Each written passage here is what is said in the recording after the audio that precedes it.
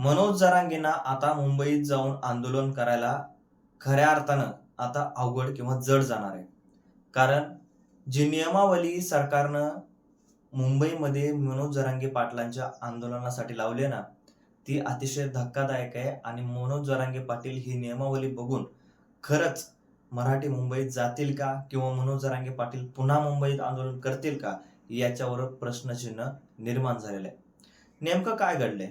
मनोज जरांगे पाटील मुंबईत जाणार नाहीत किंवा जाणार आहेत याच्यामुळे सरकारनं काय नियमावली लावली आहे आणि मनोज जरांगे पाटील तरी पण मुंबईत जातील का?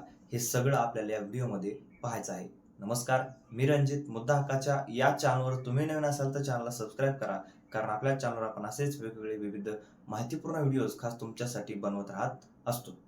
मंडळी, मनोज जरांगे पाटील मुंबईत जाणार की नाही जाणार याच्यावर प्रश्नचिन्ह निर्माण झालेले होते. परंतु कालची पत्रकार परिषद पाहता मनोज जरांगे पाटील लवकरच मुंबईत जाऊ शकतात किंवा मुंबईमध्ये त्यांचं आंदोलन पुन्हा एकदा ते उभारू शकतात, हे मात्र आपल्याला पाहायला किंवा म्हणायला हरकत नाही.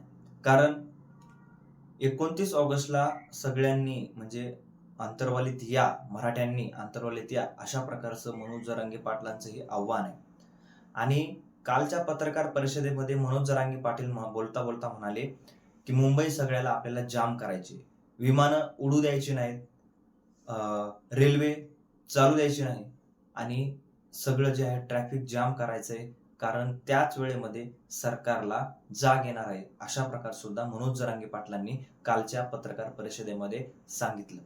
त्यानंतर सगळ्यात महत्वाचं मनोज जरांगे पाटलांनी सांगितलं ते म्हणजे की आता वर्षा बंगल्यावर, म्हणजे ज्या ठिकाणी देवेंद्र फडणवीस मुख्यमंत्री स्वतः राहतात, त्या बंगल्यावर आपल्याला जायचं आहे आणि त्या बंगल्यावर सुद्धा ठिय्या मांडायचा आहे.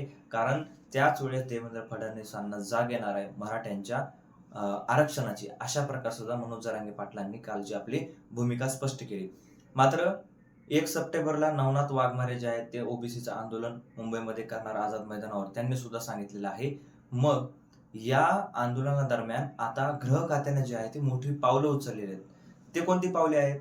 तर मराठा आंदोलन किंवा कुठलंही आंदोलन असो, मुंबईच्या बाहेर बाहेर किंवा आझाद मैदानाच्या बाहेर कुठंही कोणालाही आंदोलन करता येणार नाही मुंबईमध्ये.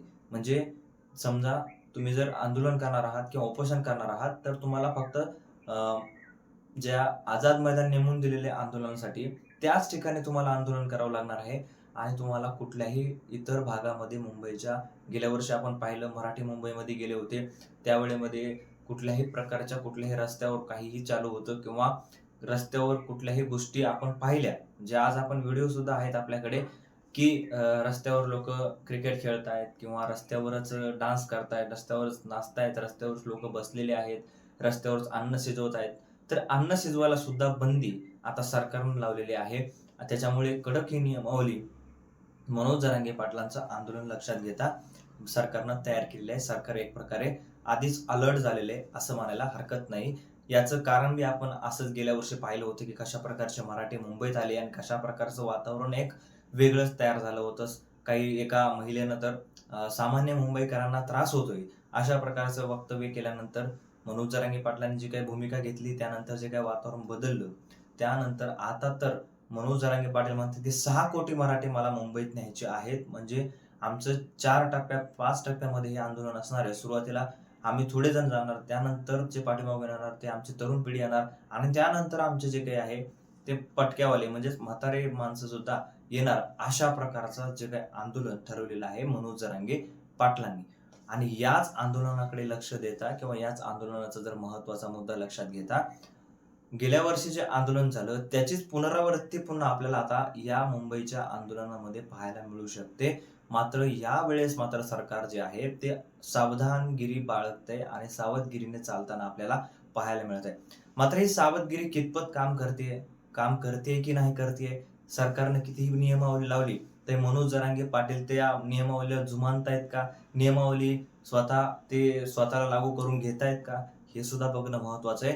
कारण गेल्या वर्षी सुद्धा नियमावली लावली होती, मात्र नियमावली कुठेही कामाला आली नाही. शेवटी सरकारला झुकावं लागलं होतं, हे मात्र तितकंच खरंय.